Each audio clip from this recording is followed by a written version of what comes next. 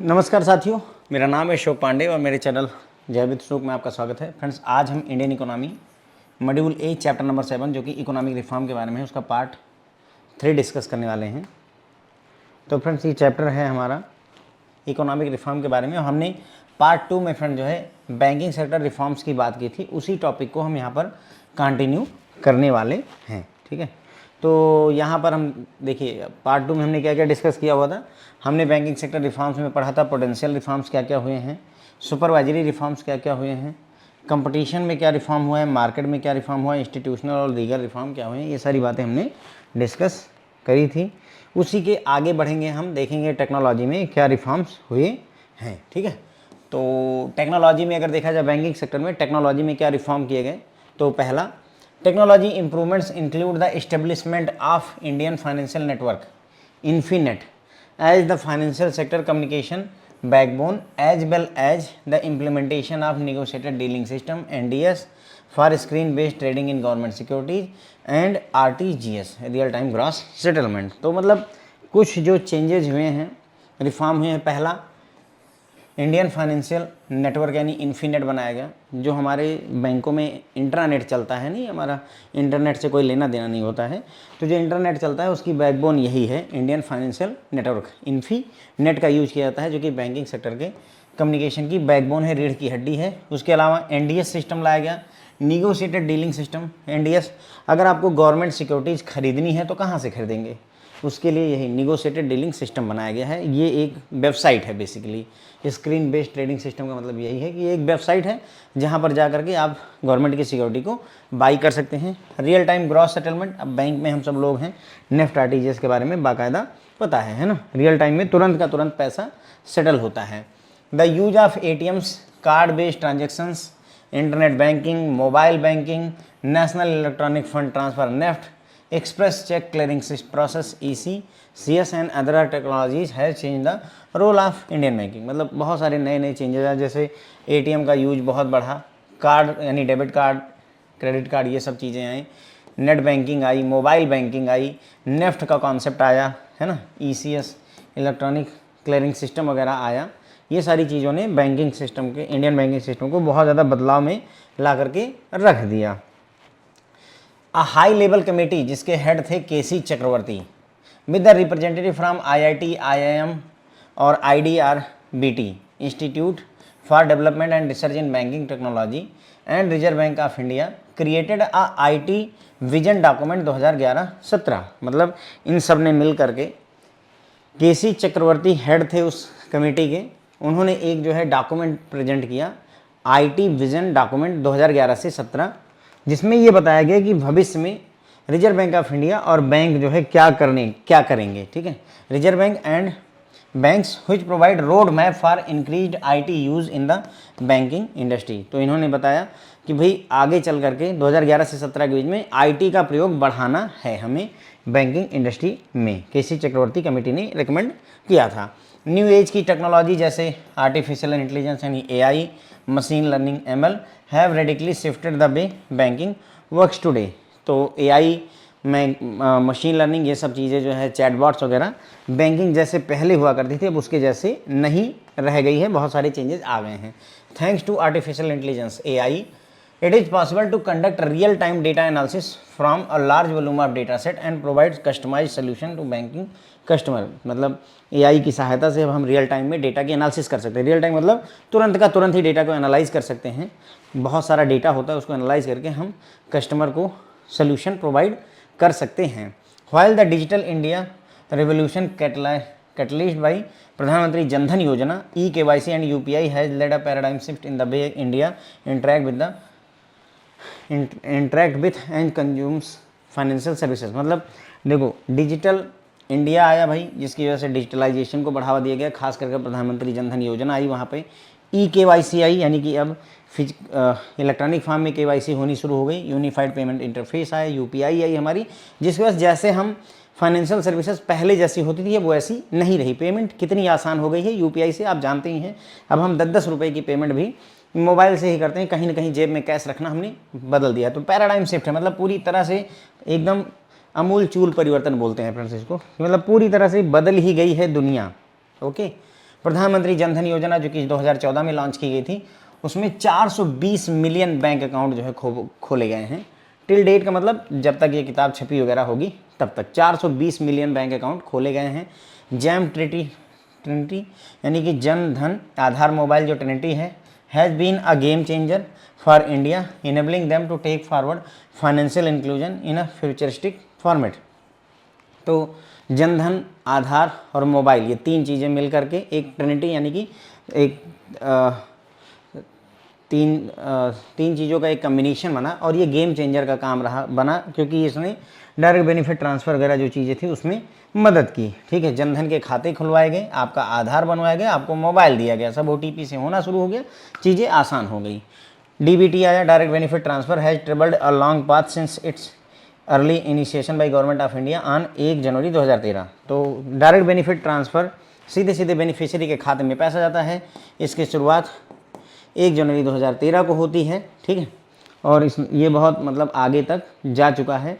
Cash subsidies वगैरह जो government द्वारा दी जाती है, जो बेनिफिट दिए जाते हैं, वो टेक्नोलॉजी की हेल्प से सीधे किसानों के खाते में, जनता के खाते में पहुंचने शुरू है। डायरेक्ट बेनिफिट ट्रांसफ़र हुआ। ओके, तो ये हैं कुछ मतलब रिफॉर्म्स जो कि टेक्नोलॉजी के क्षेत्र में किए गए बैंकिंग सेक्टर में। ठीक है, बैंकिंग सेक्टर में टेक्नोलॉजी में रिफॉर्म, पहला इन्फीनेट इंडियन फाइनेंशियल नेटवर्क बनाया गया जो कम्युनिकेशन का रीढ़ यानी कि बैकबोन का काम करता है। निगोशिएटेड डीलिंग सिस्टम NDS आया। निगोशिएटेड डीलिंग सिस्टम क्या है? ऐसे समझो, शेयर खरीदना है तो क्या करोगे सर? जीरोधा में अकाउंट खुलवाएंगे, ग्रो में अकाउंट खुलवाएंगे, वहाँ से परचेज कर लेंगे। अब सोचो गवर्नमेंट सिक्योरिटी खरीदनी है तो क्या करोगे? इस बात का जवाब दें। गवर्नमेंट सिक्योरिटी खरीदनी है तो क्या करेंगे सर? NDS पर जाना पड़ेगा। टाइप करिए NDS सिंपल गूगल पे, वो NDS वाली वेबसाइट पे जो RBI ने बना रखी है वहाँ ले जाएगा। वहाँ आप अपना यूजर ID पासवर्ड बनाइए, यानी अकाउंट क्रिएट करिए, और अब आप गवर्नमेंट अकाउंट मतलब गवर्नमेंट सिक्योरिटी परचेज कर सकते हैं। As simple as that. ठीक है, तो निगोशिएटेड डेली सिस्टम ये बोलता है, ये निगोशिएटेड यानी हम बातचीत निगोशिएट करते हैं एक दूसरे। जैसे दुकान पे गए, कोई कपड़ा बोलता है कि 500 का है, हम बोलते हैं नहीं हम 300 देंगे, वो बोलता है कि नहीं 400, हम बोलते हैं नहीं 350, लाइक दैट निगोशिएट करते हैं। ठीक है, डीलिंग सिस्टम डील करने का सिस्टम होता है। तो NDS क्या है? गवर्नमेंट सिक्योरिटीज़ को ट्रेड करने के लिए एक वेबसाइट बनाई गई है। रियल टाइम ग्रॉस सेटलमेंट मतलब रियल टाइम पे पैसे सेटल होते हैं। ATM आया, डिफरेंट टाइप के card, prepaid card, post paid card आपके है ना, डेबिट कार्ड, ATM कार्ड, उसके बाद में क्रेडिट कार्ड, बहुत सारी चीज़ें आई। इंटरनेट बैंकिंग आई, मोबाइल बैंकिंग आई, नेफ्ट का कॉन्सेप्ट आया, उसके बाद में एक्सप्रेस चेक क्लियरिंग प्रोसेस वगैरह आई। ये सारी चीज़ों ने मिल करके मतलब बैंकिंग को एकदम बदल करके रख दिया। फिर एक KC चक्रवर्ती की अध्यक्षता में, मिस्टर KC चक्रवर्ती की अध्यक्षता में एक कमेटी बनाई गई जिसने IIT IIM के लोगों के साथ और IDRBT के साथ मिल करके एक IT विजन डॉक्यूमेंट 2011 से 17 पेश किया, जिसमें रिजर्व बैंक और बैंकों से कहा गया, एक रोड मैप बना करके दिया गया कि आपको इंक्रीज यूज करना है IT का बैंकिंग इंडस्ट्री में, इंफॉर्मेशन टेक्नोलॉजी का बहुत ज़्यादा यूज करने की ज़रूरत है। तो उसी की वजह से आर्टिफिशियल इंटेलिजेंस, मशीन लर्निंग वगैरह यूज करनी शुरू कर दी गई। AI की सहायता से अब हम रियल टाइम में बड़े स्तर पर डेटा को एनालिसिस करके एक बेहतर सोल्यूशन अपने कस्टमर को दे सकते हैं। डिजिटल इंडिया प्रोग्राम आया जिसमें प्रधानमंत्री जनधन योजना वगैरह आई, eKYC का कॉन्सेप्ट आया, UPI आई। इन सब की वजह से जैसा हमारी फाइनेंशियल सर्विसेज होती वैसी नहीं रह गई। प्रधानमंत्री जनधन योजना जो कि 2014 में लॉन्च की गई, तो उसमें 420 मिलियन खाते खोले जा चुके हैं, अब ज़्यादा हो गए होंगे। जैम का कॉन्सेप्ट यहीं पर आता है, जनधन आधार मोबाइल ट्रिनिटी बोलते हैं, इसका फुल फॉर्म याद रखें, Jan Dhan Aadhaar mobile Trinity.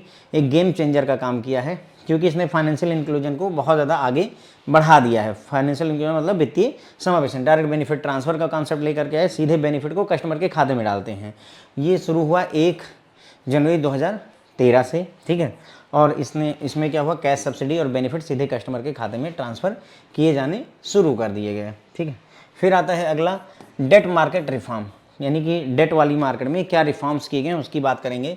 Institutional measures include the integration of an auction system for price discovery, addition of more instrument to the government securities market and enabling measures such as allowing foreign institutional investors to invest in government securities, introduction of automated screen based trading in government securities. मतलब debt instrument में अगर देखा जाए, debt market में अगर reform में देखा जाए, तो पहला क्या किया गया, integration of auction system for price discovery. जो भी बोली लगने वाला जो सिस्टम था जिससे कि प्राइस क्लियर होता था, डिस्कवरी की जाती थी कि क्या प्राइस रहने वाला है, उसका इंटीग्रेशन किया गया। और भी गवर्नमेंट सिक्योरिटीज मार्केट में और नए नए इंस्ट्रूमेंट जोड़े गए, नए नए तरीके के प्रोडक्ट वहाँ पर अवेलेबल करवाए गए, ठीक है। उसके अलावा फॉरेन इंस्टीट्यूशनल इन्वेस्टर्स को गवर्नमेंट सिक्योरिटीज में इन्वेस्ट करना, एफआईआई गवर्नमेंट सिक्योरिटीज में इन्वेस्ट कर सकें, इसके लिए अलाउ किया गया। इसके अलावा ऑटोमेटेड स्क्रीन बेस्ड ट्रेडिंग, यानी वही एनडीएस जो अभी हमने बात की थी, है ना, निगोशिएटेड डीलिंग सिस्टम यहाँ पर लाया गया। 91 डे का ट्रेजरी बिल इंट्रोड्यूस किया गया था ताकि जो है लिक्विडिटी को मैनेज किया जा सके, ठीक है। रिफॉर्म का है ये पार्ट, 91 दिन का 91 डेज का ट्रेजरी बिल सामने आता है, यानी कि ऐसा ट्रेजरी बिल जो 91 डेज के लिए वैलिड है, उसका एक्सपायर कर जाएगा। जीरो कूपन बॉन्ड आते हैं, फ्लोटिंग रेट बॉन्ड आते हैं, कैपिटल इंडेक्स बॉन्ड आते हैं, जिसकी सहायता से मतलब लिक्विडिटी इजीली अवेलेबल हो सके। कुल मिलाकर के उद्देश्य यही है, जो नए नए मतलब कहने का जो हमारे नए नए इंस्ट्रूमेंट इशू किए गए थे। अब इसमें क्या होगा, जीरो कूपन बॉन्ड इशू किया जाएगा, जनता खरीदेगी और आरबीआई को पैसे मिलेंगे, लाइक दैट, ओके, और कस्टमर को इंटरेस्ट मिलेगा। Exchange traded interest rate futures, ये सारी चीज़ें इंट्रोड्यूस करेंगी। Over the counter interest rate derivatives, OTC derivative लाए गए सामने। ओटीसी डेरिवेटिव जैसे इंटरेस्ट रेट स्वैप, आईआरएस और फॉरवर्ड रेट एग्रीमेंट, एफआरएस, ये बातें हम सीआईबी में डिटेल में करते हैं इन सब के बारे में। फिलहाल इतना समझिए। ओवर द काउंटर का फंडा क्या होता है, मैं जैसे आप ब्रांच में बैठे हुए हैं, काउंटर है लगा हुआ, आप इस पार बैठे हैं, उस पार आकर के कस्टमर बैठे, दैट्स ओवर द काउंटर, ठीक है। ऐसा डीलिंग जहां ओवर द काउंटर डीलिंग होती है, यानी काउंटर के उस पार कस्टमर और इस पार हम बैठे हुए, तो ओवर द काउंटर कहेंगे, ठीक है। अब सोचो कि मैंने रिलायंस का एक शेयर खरीदा, 10 शेयर खरीदे आज, ठीक है, और मैंने क्या किया, वेबसाइट पे लॉगिन किया या फिर ऐप में लॉगिन किया और ख़रीद लिया, तो क्या ये ओटीसी है? आप मुझे बताएं, क्या ये ओटीसी है, ओवर द काउंटर है? मैंने रिलायंस के 10 शेयर खरीदे, क्या ये ओटीसी है? नहीं, ओवर द काउंटर नहीं है। क्यों? क्योंकि मैं कहीं गया थोड़ी, ऐप में लॉगिन किया, मैं किसी काउंटर के उस पार नहीं बैठा, ना इधर कोई ऑफिसर था ना उधर मैं बैठा हुआ था, तो ये ओटीसी नहीं है, ठीक है। लेकिन अगर आप ब्रांच में गए एफडी करवाने के लिए, अब आप ब्रांच में काउंटर के उस पार बैठे हैं, yes that is OTC, over the counter वो काम हुआ है, ठीक है। तो ओवर द काउंटर जो है प्रोडक्ट हैं जैसे इंटरेस्ट रेट स्वैप्स, मतलब आपको वेबसाइट पर नहीं खरीदने को मिलेगा, ऐप में नहीं खरीदने को मिलेगा, आपको ब्रांच जाना पड़ेगा, वहाँ बैठ करके ही निगोशिएट करना पड़ेगा। फॉरवर्ड रेट एग्रीमेंट, एफआरएज, ये सारी चीज़ें इंट्रोड्यूस किए गए, ठीक है। ये सब रिफॉर्म्स हैं फ्रेंड्स, ओके। उसके बाद में फॉरेन इंस्टीट्यूशनल इन्वेस्टर्स को अलाउ कर दिया गया कि वो इन्वेस्ट कर सकते हैं गवर्नमेंट सिक्योरिटीज़ में, बशर्ते की कुछ लिमिट, एफआईआईज को अलाउ किया गया, एक सर्टेन लिमिट तक वो इन्वेस्ट कर सकते हैं। उसके बाद में automated screen based trading government securities में थ्रो एनडीएस, है ना, निगोशिएटेड डीलिंग सिस्टम की सहायता से ऑटोमेटेड स्क्रीन बेस्ड ट्रेडिंग शुरू करी गई गवर्नमेंट सिक्योरिटीज़ की, यानी कि गवर्नमेंट सिक्योरिटीज़ खरीदनी है तो कहाँ जाना है सर? एनडीएस में जाना है। Setting up of risk free payment and settlement system in government securities through CCIL, clearing corporation of India limited को बनाया गया ताकि फ्रेंड्स काउंटर पार्टी रिस्क को ख़त्म किया सके। काउंटर पार्टी रिस्क क्या होता है? मैंने कहा कि मैं तुमसे कार खरीदूंगा, तुमने कहा ठीक है, मैं तुम्हें 10 लाख रुपए दे दूँ, तुम मुझे कार ना दो, और मान लो कि तुम मुझे कार दे दो, मैं तुम्हें 10 लाख ना दे दूँ, है ना, ना दूँ, तो here is A, here is B. इसने इसको 10 लाख रुपए देने हैं और बदले में बी ने कार देनी है। दोनों को एक दूसरे पे भरोसा नहीं है भाई, हो सकता है कार लेकर चला जाए, 10 लाख ना दे, भाग जाए, या 10 लाख मिल जाए, कार ही ना दे, दोनों केसेस हैं। तो ऐसे में काउंटर पार्टी रिस्क अराइज हो रहा है कि दूसरे पर भरोसा नहीं, तो एक मिडिल मैन होना चाहिए, तो वही काम करता है सीसीआईएल, सीसीआईएल क्रेडिट कॉर्पोरेशन इंडिया लिमिटेड। इसका काम क्या है? 10 लाख मुझे दे दो, 10 लाख सीसीआईएल को दे दो और कार भी सीसीआईएल के पास पहुंचा दो, ठीक है। अब 10 लाख भी उसके पास है और कार भी उसके पास है, अब ये इसको दे देगा, वो उसको दे देगा, ठीक है। तो ये होता है क्या बोलते हैं इसको? Risk free payment and settlement system. मतलब इसमें रिस्क नहीं है। क्यों रिस्क नहीं है भाई? क्योंकि सीसीआईएल जो है आपका, credit corporation of India limited, एक मीडिएटर का काम करता है, किसी के छोड़कर भाग जाने के चांसेस नहीं रहते हैं, इसलिए ये रिस्क फ्री हो जाता है। उसके बाद में फेज्ड मैनर में आरटीजीएस इंट्रोड्यूस किया गया। आरटीजीएस अभी मौके पर अगर देखा जाए तो 24/7 है, ओके। इसके अलावा for ensuring transparency in trading of government securities, DBP mechanism जो है सेटलमेंट सिस्टम इंट्रोड्यूस किया गया था। मतलब गवर्नमेंट सिक्योरिटीज में क्या किया गया?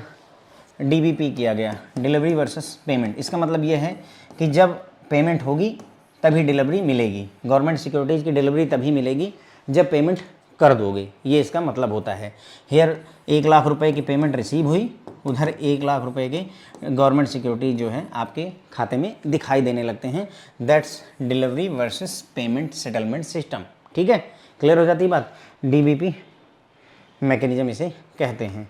इसके अलावा मार्केट स्टेबलाइजेशन स्कीम लाई गई, has been introduce which has expanded the instruments available to Reserve Bank for managing the surplus liquidity in the system. मतलब अगर मार्केट में लिक्विडिटी ज़्यादा हो जाती है तो उसको मैनेज करने के लिए मार्केट स्टेबलाइजेशन स्कीम लाई जाती है। रेपो, रिवर्स रेपो वगैरह का कॉन्सेप्ट होता है ना कि क्या करते हैं, अगर मार्केट में ज़्यादा लिक्विडिटी हो जाती है तो सरकार क्या करती है, आरबीआई सिक्योरिटीज़ बेचने लगता है, गवर्नमेंट सिक्योरिटी बेचेगा। जो गवर्नमेंट सिक्योरिटी बेचेगा तो क्या होगा, कागज़ का वो टुकड़ा जिसे गवर्नमेंट सिक्योरिटीज कहते हैं वो जनता के पास चला जाता है और कैश आरबीआई के पास चला आता है। जब कैश आरबीआई के पास चला आया तो जनता हो गई भिखारी, एक तरीके से कम हो गए पैसे उसके पास में, तो लिक्विडिटी घट जाती है। ठीक है, लिक्विडिटी कम रहती है तो महंगाई नहीं बढ़ती है। अगर लिक्विडिटी सबके पास होगी, सोचो सबके पास पैसा हो, 1-1 लाख रुपए जो है सबके जेब में भरे हों, तो मतलब खरीदने में लेट किस बात की, लेकिन किसी के पास 10,000 है, किसी के पास 5,000, किसी के पास 200 रुपये, किसी के पास 10 लाख रुपए हैं, तो ऐसे में 10 लाख वाला तो सोचता है खरीदने के लिए, लेकिन 200 रुपये और 2,000 10,000 वाला नहीं सोचता है कि उसी चीज़ को खरीदने के लिए। तो महंगाई थोड़ा सा कंट्रोल में रहती है। जैसे भाई जैसे समझो, मान लो कि ये यहाँ पर एक आदमी है, उसके पास 1 किलो सेब है, ठीक है, एक किलो सेब है, वो 100 रुपये किलो का बेच रहा है, ठीक है, 100 रुपीज़ केजी का बेच रहा है। लेकिन पता चला यहाँ 5 अमीर लोग आते हैं, ठीक है, 5 अमीर लोग आते हैं, पैसा कंसर्न नहीं है। सोचो कि फिल्म इंडस्ट्री के 5 लोग आ गए, वो बोलते हैं 100 का सेब है यार, लेकिन मुझे चाहिए, तो मैं 1 लाख दूंगा, मुझे दे दो। ठीक है, क्यों, जॉन अब्राहम को क्या फ़र्क पड़ता है 1 लाख रुपए से, बात समझो। ठीक है, उसके बाद पता चलता है बिग बी बोलते हैं भाई तो 5 लाख दे पर मुझे देना, मैं पीछे हटने वाला नहीं हूँ। ठीक है, तो काइंड ऑफ दैट देखो क्या है, 100 रुपए की चीज़ 5-5 लाख रुपए में बिक रही है। क्यों बिक रही है, क्योंकि लोगों के पास पैसा है, इसीलिए आरबीआई लिक्विडिटी को कंट्रोल करने की कोशिश करती है। ठीक है, अगर सब अमीर हो जाएंगे तो काम कोई नहीं करेगा, है ना, यही एक सिस्टम है। डेट मार्केट रिफॉर्म की अगर हम बात करें तो डेट मार्केट में बहुत सारे रिफॉर्म किए गए, जैसे ऑक्शन सिस्टम प्राइस डिस्कवरी के लिए इंटीग्रेट किया गया। इसके अलावा काफ़ी सारे नए नए इंस्ट्रूमेंट, नए जैसे इंस्ट्रूमेंट में हमने देखा था यहाँ पर काफ़ी सारे नए इंस्ट्रूमेंट, जैसे zero coupon bond, floating rate bond, capital indexed bond, ये सारी चीज़ें इंट्रोड्यूस की गई थी। उसके बाद में फॉरेन इंस्टीट्यूशनल इन्वेस्टर्स को अलाउ किया गया इन्वेस्ट करने के लिए, और एनडीएस का मतलब जो है यूज़ किया गया, है ना, ये एनडीएस नेगोशिएटेड डीलिंग सिस्टम को भी लाया गया। तो ये सारी चीज़ें हुई हैं। तो अगर हम देखें यहाँ 91 डेज का ट्रेजरी सिस्टम लाया गया जिससे लिक्विडिटी को मैनेज किया जा सके, जीरो कूपन बॉन्ड लाया गया, फ्लोटिंग रेट बॉन्ड लाए गए, कैपिटल इंडेक्स बॉन्ड लाए गए थे। तो ये सारे बहुत सारे इंस्ट्रूमेंट यहाँ पर लाए गए जिससे कि लिक्विडिटी को मैनेज किया जा सके। ओवर द काउंटर बहुत सारे डेरिवेटिव्स लाए गए हैं। डेरिवेटिव क्या होता है, थोड़ा डिटेल का टॉपिक है, सीआईबी में ही पढ़िए, अगर इसमें होगा नहीं, इसमें है शायद डेरिवेटिव्स है, जीआईबी में भी एक चैप्टर डेरिवेटिव्स है, तो वहाँ पढ़ेंगे हम डिटेल में। ओके, तो ओवर द काउंटर डेरिवेटिव्स होते हैं जिसमें नाम याद रखिए, interest rate swap, IRS, forward rate agreement, FRA, इन सबको इंट्रोड्यूस किया गया। फॉरेन इंस्टीट्यूशनल इन्वेस्टर्स को भी गवर्नमेंट सिक्योरिटी में इन्वेस्ट करना अलाउ किया गया, लेकिन उसकी एक लिमिट सेट कर दी गई। उसके अलावा रिस्क फ्री जो है पेमेंट और सेटलमेंट सिस्टम लाने के लिए clearing corporation of India limited को लाया गया, यानी ये मीडिएटर का काम करने के लिए इसको लाया गया। आरटीजीएस को फेज्ड मैनर में लाया गया। Delivery versus payment government securities के लिए होता है, डिलीवरी वर्सेस पेमेंट सेटलमेंट का सिस्टम गवर्नमेंट सिक्योरिटीज़ के लिए होता है। ठीक है, और इसमें होता क्या है कि जब पेमेंट हो जाती है तभी डिलीवरी मिलती है, लाइक दैट। ओके, उसके बाद में मार्केट स्टेबलाइजेशन स्कीम लाएगी जिससे अगर सरप्लस लिक्विडिटी मार्केट में है तो उसको आरबीआई एब्जॉर्ब कर सके। फॉरेन एक्सचेंज मार्केट में क्या रिफॉर्म्स किए गए उसकी हम बात करेंगे। फॉरेन एक्सचेंज मार्केट में क्या रिफॉर्म किया गया है। The most significant reform in the currency market was transition from a single currency fixed exchange rate system to controlling the level of rupee against a basket of currencies then to market determined floating exchange rate system. पहले क्या होता था, एक single currency पर आधारित exchange rate decide किया जाता था, बाद में एक जो है बास्केट ऑफ करेंसीज के आधार पर रुपए का रेट डिसाइड किया जाना शुरू कर दिया गया। इसमें बास्केट जो है 4-5 करेंसी होती हैं, दुनिया की जो सबसे मशहूर करेंसी हैं, जैसे आपका डॉलर हो गया, एन हो गया, है ना, और उसके बाद में चाइना की करेंसी हो गई, यूरो हो गया, लाइक दैट। तो इन सब के आधार पर एक बास्केट के द्वारा रेट डिसाइड किया जाना शुरू किया गया पहले। और उसके अलावा पहले फेरा हुआ करता था, फेरा फॉरेन एक्सचेंज रेगुलेशन एक्ट 1973 होता था, उसको रिप्लेस किया गया और उसकी जगह पे फेमा 1999 लाया गया। एडॉप्शन ऑफ रूपी convertibility for current account transaction, रूपी कन्वर्टेबिलिटी लाई गई करंट अकाउंट ट्रांजैक्शन के लिए। इसके अलावा फेरा की जगह पर फेमा लाया गया। फिर है authorise dealer permitted to initiate trading positions, borrow and invest in overseas market subject to certain specification by respective banks board. इसके अलावा अथराइज डीलर को परमिट किया गया कि वो ट्रेडिंग पोजीशंस ले सकते हैं, बारो कर सकते हैं, इन्वेस्ट कर सकते हैं, कहाँ पर, विदेशी मार्केट में, बशर्ते कि उनके बोर्ड ऑफ मतलब बैंक के जो बोर्ड ऑफ डायरेक्टर्स हैं उनके द्वारा लिमिट सेट की गई हो। यानी हम विदेशी मार्केट में भी इन्वेस्ट कर सकते थे, ट्रेड कर सकते थे, बारो कर सकते थे, यानी ईसीबी वगैरह नहीं, एक्सटर्नल कमर्शियल बारोइंग, विदेश से उधार लेना, तो ये सारी चीज़ें अलाउ की गई।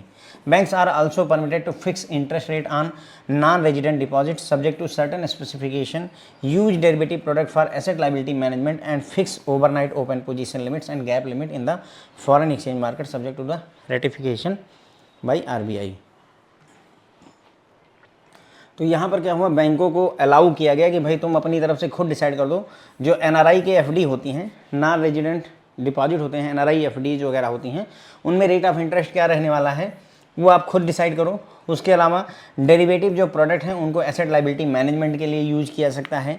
ओवरनाइट ओपन पोजीशन लिमिट क्या होनी चाहिए, गैप लिमिट क्या होनी चाहिए, किसमें, फॉरेन करेंसीज में, फॉरेन एक्सचेंज मार्केट में, वो भी जो है डिसाइड करने की जिम्मेदारी बैंक को दे दी गई। FIIs और NRIs were permitted to trade in exchange traded derivative contract subject to the certain condition. इसके अलावा फॉरेन इंस्टीट्यूशनल इन्वेस्टर्स को, NRIs को परमिट किया गया कि वो ट्रेड, जो एक्सचेंज पर ट्रेड होने वाले डेरिवेटिव्स हैं उन कॉन्ट्रैक्ट में ट्रेड कर सकते हैं। पहले ऐसा नहीं होता था, बाद में ये सब अलाउ किया गया है, इसे ही हम रिफॉर्म कहते हैं। ठीक है, तो फॉरेन एक्सचेंज मार्केट में क्या क्या चेंजेस आए हैं, तो पहला, single currency fixed exchange rate system की जगह पर बास्केट ऑफ करेंसी का market determined floating rate exchange system use किया गया। उसके बाद में रूपी कन्वर्टेबिलिटी करंट अकाउंट में लाई गई, फेरा की जगह पर फेमा एक्ट लाया गया। उसके बाद अथराइज डीलर को विदेशी मार्केट में उधार लेने की, इन्वेस्ट करने की, ट्रेडिंग करने की आज़ादी दी गई। बैंकों को एनआरआई के डिपॉजिट पर इंटरेस्ट रेट फिक्स करने का लिमिट, मतलब आज़ादी दी गई। जो आपके डेरिवेटिव प्रोडक्ट हैं उनमें एसेट लाइबिलिटी मैनेजमेंट के लिए अलाउ किया गया कि एसेट लाइबिलिटी मैनेजमेंट के लिए जो डेरिवेटिव प्रोडक्ट हैं उनको यूज किया सकता है। ओवरनाइट ओपन पोजीशन कितनी रह सकती है, गैप लिमिट कितनी हो सकती है, ये सारी चीज़ों के लिए आज़ादी दी गई। फॉरेन इंस्टीट्यूशनल इन्वेस्टर्स और जो एनआरआई थी उनको परमिट किया गया ताकि वो एक्सचेंज ट्रेडेड डेरिवेटिव कॉन्ट्रैक्ट में ट्रेड कर सकते हैं। पहले एनआरआई वगैरह परमिटेड नहीं थे कि जो है डेरिवेटिव कॉन्ट्रैक्ट में वो ट्रेड कर सकें, ऐसा पहले नहीं अलाउ था। ठीक है, देखो बहुत ज़्यादा काम की हम यहाँ पर कोई खास बात नहीं कर रहे हैं, अगर हम देखें, हम बस केवल ऐसे जनरल सी बातें ही करते हुए चल रहे हैं, और मैं बहुत ज़्यादा क्वेश्चंस भी यहाँ से एक्सपेक्ट वगैरह नहीं करता हूँ। ठीक है, मतलब बोगस सी बातें चल रही हैं यहाँ पर। ठीक है, चलिए, इंश्योरेंस सेक्टर में क्या क्या रिफॉर्म किया गया, तो following the passing of IRDA act 1999, insurance regulation and development authority act 1999 में लाया गया था, इसको पास किया गया।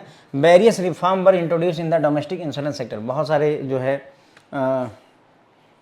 रिफॉर्म इंट्रोड्यूस किए गए डोमेस्टिक इंश्योरेंस सेक्टर में, including the possibility of emerging players joint venture to undertake insurance business on a risk sharing common या कमीशन बेसिस। मतलब कहने का ये हुआ कि जो चेंजेस किए गए वो ये किए गए कि भाई जो है अभी नए नए प्राइवेट सेक्टर के प्लेयर्स को भी इंश्योरेंस सेक्टर में अलाउ किया गया। ज्वाइंट वेंचर अलाउ किए गए, मतलब कि प्राइवेट और पब्लिक पार्टनरशिप हो जाए, इसके लिए भी अलाउ किया गया, चाहे उसमें वो रिस्क शेयर करें चाहे कमीशन बेसिस पर, जैसे भी करना चाहें। तो कुल मिलाकर के हुआ क्या कि प्राइवेट सेक्टर के खिलाड़ी भी इस मार्केट में उतरे। उसके बाद में IRDA का गठन किया गया है ना, जैसे RBI जो है बैंकिंग सेक्टर को देखता है, वैसे ही इंश्योरेंस को IRDA, insurance regulatory and development authority द्वारा देखा जाता है। Was created to govern and oversee the insurance industry, वो इंश्योरेंस इंडस्ट्री को ओवरसी करने के लिए, गवर्न करने के लिए IRDA बनाया गया। A large number of private insurance company generally with foreign capital participation enter the sector, यानी कि बहुत सारी प्राइवेट सेक्टर की कंपनियां जिसमें विदेशी पैसा भी लगा हुआ है, उन्होंने इस सेक्टर में एंट्री करी। तो ये सारा रिफॉर्म की वजह से ही पॉसिबल हो पाया था। पहले सिर्फ LIC हुआ करती थी, गवर्नमेंट सेक्टर की कंपनी हुआ करती थी, प्राइवेट सेक्टर की कंपनियों को इंश्योरेंस अलाउ नहीं था, लाइफ इंश्योरेंस अलाउ नहीं किया गया था, बाद में अलाउ किया गया। तो ये सारे रिफॉर्म्स हैं। तो IRDA एक्ट कब आया था, 1999 में। फुल फॉर्म क्या है, insurance regulation and development authority act 1999 में आया था। ठीक है, इसमें जो रिफॉर्म किए गए उसमें यही किया गया कि प्राइवेट सेक्टर के प्लेयर को अलाउ किया गया, जॉइंट वेंचर्स को अलाउ किया गया, IRDA का गठन किया गया, ये एक रेगुलेटरी अथॉरिटी बना इंश्योरेंस सेक्टर का। काफ़ी सारी प्राइवेट इंश्योरेंस कंपनियां और फॉरेन कंपनियों को भी इंश्योरेंस सेक्टर में एंट्री करने की आज़ादी दी गई। फिर आता है फ्रेंड्स कैपिटल मार्केट में क्या रिफॉर्म्स हुए हैं। तो कैपिटल मार्केट में रिफॉर्म, कैपिटल मार्केट मतलब ये शेयर मार्केट हो गया, ठीक है। तो शेयर मार्केट में क्या रिफॉर्म्स हुए हैं। A package of reform containing measures to liberalise, regulate and expand the capital market was introduced with the goal of improving market efficiency, increasing transparency, granting national market, integrating national market and preventing unfair trade practices। तो कुल मिलाकर के share market में क्या क्या changes किए गए, आज़ादी रेगुलराइज किया गया, रेगुलेट किया गया, कैपिटल मार्केट को एक्सपैंड किया गया। कैसे मतलब यहाँ पर गोल क्या था, गोल था मार्केट की इफ़िशियंसी को बढ़ाना, इंक्रीज करना, ट्रांसपेरेंसी को, नेशनल मार्केट्स को इंटीग्रेट करना और अनफेयर ट्रेड प्रैक्टिसेस को रोकना। कुल मिलाकर के ये है कि शेयर मार्केट या कैपिटल मार्केट आगे तभी बढ़ेगी जब सब चीज़ें फेयर हों, ट्रांसपेरेंट हों। इसी के लिए यहाँ पर काम किया गया और इसी के तहत जो है 1992 में सेबी का गठन किया गया। किसका, formation of securities and exchange board of India. SEBI का गठन 1992 में किया जाता है। As the regulator of for capital market was a significant move, मतलब कि कैपिटल मार्केट को देखने के लिए सेबी जो 1992 में बना, तो ये काफ़ी एक अपने आप में मतलब माइलस्टोन का काम इसने किया है। Since 1992 stock market reform has primarily focused on regulatory effectiveness, enhancing competitive environments, eliminating information asymmetry, developing modern technology infrastructure. तो जब से 1992 में सेबी बना है तब से प्राइमरी फोकस उसका क्या है, रेगुलेटरी इफेक्टिवनेस लानी है, यानी कि रेगुलेशन अच्छा रहे, हमारा इफेक्टिव रहे, इन्हेंस करना है कम्पिटिटिव इन्वायरमेंट को, इंफॉर्मेशन एसिमेट्री को एलिमिनेट करना है, यानी कि किसी को कोई जानकारी हो किसी को ना जानकारी हो, ये चीज़ हटानी है। इसके अलावा टेक्नोलॉजिकल इंफ्रास्ट्रक्चर को भी मजबूत करने पर काम किया गया। तो कैपिटल मार्केट रिफॉर्म में हमने देखा कि भाई एक पैकेज था पूरा जिसमें उद्देश्य ये था कि कैपिटल मार्केट को एक्सपेंड किया जाए। कैसे एक्सपेंड किया जाएगा, इफ़िशियंसी बढ़ाई जाएगी, ट्रांसपेरेंसी बढ़ाई जाएगी, नेशनल मार्केट्स को आपस में जोड़ा जाएगा और अनफेयर प्रैक्टिसेस को हटा करके हम कैपिटल मार्केट को आगे बढ़ा सकते हैं। इसी क्रम में SEBI securities and exchange board of India 1992 में बनता है, जो कि कैपिटल मार्केट का रेगुलेटर का काम करता है। उसके बाद में 1992 से इस स्टॉक मार्केट जो है, जो रिफॉर्म्स हुए हैं उसका उद्देश्य था रेगुलेटरी इफेक्टिवनेस को बढ़ाना, यानी कि रेगुलेशन मजबूत करना, कम्पिटिटिव इन्वायरमेंट को इन्हेंस करना, उसके बाद में इंफॉर्मेशन की एसिमेट्री जो है, जानकारी का किसी के पास होना ना होना, उसको एलिमिनेट करना और मॉडर्न टेक्नोलॉजिकल इंफ्रास्ट्रक्चर को मजबूत करना, डेवलप करना, ये सारे इनके उद्देश्य रहे हैं फ्रेंड्स। ओके, तो बस इसी के साथ में फ्रेंड्स हमारा ये लेक्चर खत्म होता है। बैंकिंग सेक्टर में क्या क्या रिफॉर्म हुए हैं उसमें जितने भी पॉइंट्स थे सब के बारे में थोड़ा थोड़ा डिस्कस हमने कर लिया हुआ है। होप है फ्रेंड्स आपको समझ में आएगा। Thank you so much.